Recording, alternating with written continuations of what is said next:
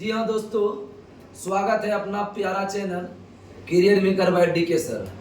आज SK Jha sir का biology में जो टॉपिक पूछने वाले हैं वह है उद्विकास इवोल्यूशन, जो कि छोटा चैप्टर है लेकिन एक आध क्वेश्चन जरूर पूछता है।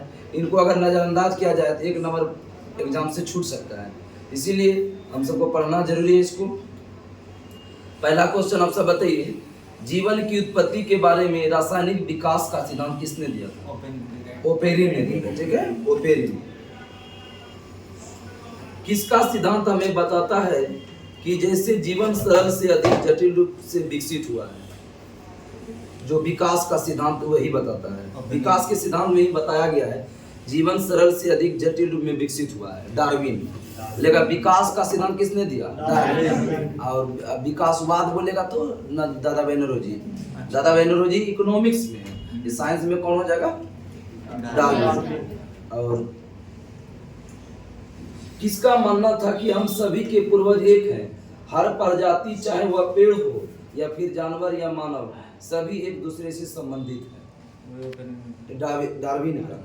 डार्विन का मानना था कि सभी पूर्वज एक हैं और हर प्रजाति, चाहे वह पेड़ हो या फिर जानवर या मानव, सभी एक दूसरे से संबंधित हैं। थ्योरी ऑफ इवोल्यूशन का सिद्धांत किसने दिया था? डार्विन। थ्योरी ऑफ इवोल्यूशन का सिद्धांत डार्विन। प्राकृतिक चयन का सिद्धांत किसने दिया था? Natural selection, Darwin. Natural selection का सिद्धांत डार्विन।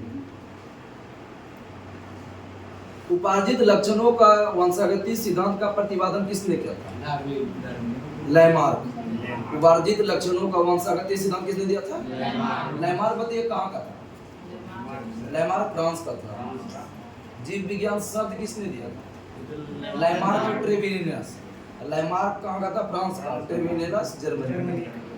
उत्परिवर्तनवाद सिद्धांत किसने दिया? म्यूटेशन थ्योरी, वागोडी ब्रिज। आगे बताइए, आधुनिक मानव के अभिनव पूर्वज कौन थे? क्रो-मैग्नन मानव। आधुनिक मानव के पूर्वज कौन थे? क्रो-मैग्नन। मनुष्य जीवन को पूर्ण रूप से धारणीय करने के लिए आवश्यक न्यूनतम भूमि को क्या कहते हैं? नहीं समझ में आया? एक मनुष्य के जीवन को पूर्ण रूप से धारणीय करने के लिए आवश्यक न्यूनतम भूमि को परिस्थिति की परिछाप कहते हैं। परिस्थिति की भूमि को मतलब चारों तरफ से अति जो होता है, पूर्ण रूप से धारण, चारों तरफ से फैलाव टाइप से हो। प्रजातियों में किसके जीवित रहने का लाभ प्रदान कर सकता है अथवा केवल आनुवंशिक क्रम में योगदान प्रदान कर सकता है? परिवर्तन। प्रजातियों में परिवर्तन जीवित रहने का लाभ प्रदान करता है, मतलब एक दूसरे से दूसरे परिवर्तन होना, अथवा केवल आनुवंशिक क्रम में योगदान प्रदान कर सकते हैं। वैसे अंग जिनकी मौलिक संरचना तो एक समान होती है परंतु उनके द्वारा किया जाने वाला कार्य भिन्न होता है, उसको कौन सा समझाता? मतलब मौलिक संरचना समान होगा लेकिन काम भिन्न होगा तो कौन होगा? समझाते हैं।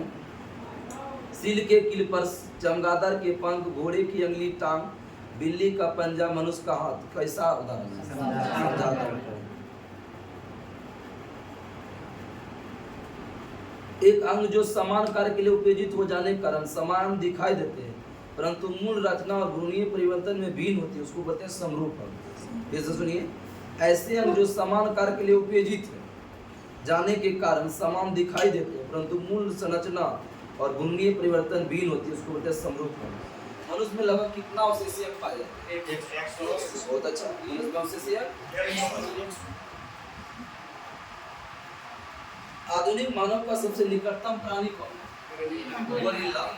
आधुनिक मानव का सबसे निकटतम प्राणी स्वस्तम की उत्तरजीविता, सर्वाइवल ऑफ द फिटेस्ट किसकी युक्ति है? रचयिता कौन है? Survival of the fittest, Charles Darwin. Charles Darwin ने पूरे विश्व का भ्रमण किस जहाज से किया? बीगल जहाज। चार्ल्स डार्विन ने पूरा विश्व का भ्रमण किस जहाज से किया? उपार्जित लक्षणों का वंशागतिक सिद्धांत किसने दिया? लैमार्क। प्राकृतिक चयन सिद्धांत किसने दिया?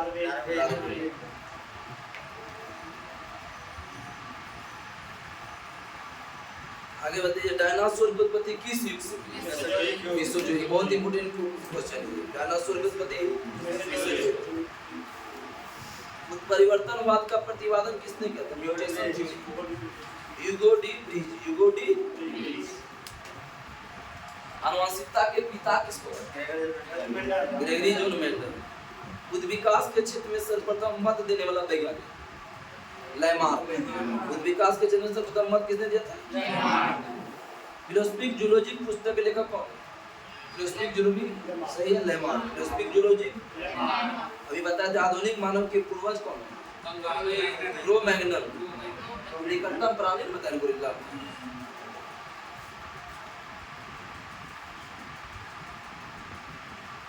आनुवंशिकता के पिता कौन है? हरगोविंद खुराना का चिकित्सा में नोबेल पुरस्कार कब मिला था? पीछे का वीडियो में नहीं बताया, पूरा नोबेल पुरस्कार भारत सारा बता दिया है। 1968 हरगोविंद खुराना को चिकित्सा में नोबेल मिला था। ओरिजिन ऑफ स्पीसीज सिद्धांत किस Darwin 1869।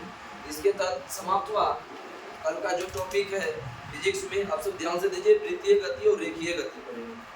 Circular motion, linear motion, ठीक है। वृत्तीय गति और रेखीय गति कल का फिजिक्स का टॉपिक है, ठीक है। तब तक के लिए नमस्कार, जय हिंद, जय भारत।